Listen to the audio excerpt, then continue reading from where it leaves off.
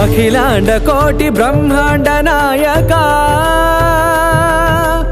ఆనంద నిలయ వర పరిపాలక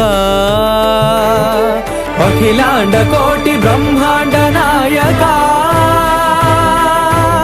ఆనంద నిలయ వర పరిపాలక.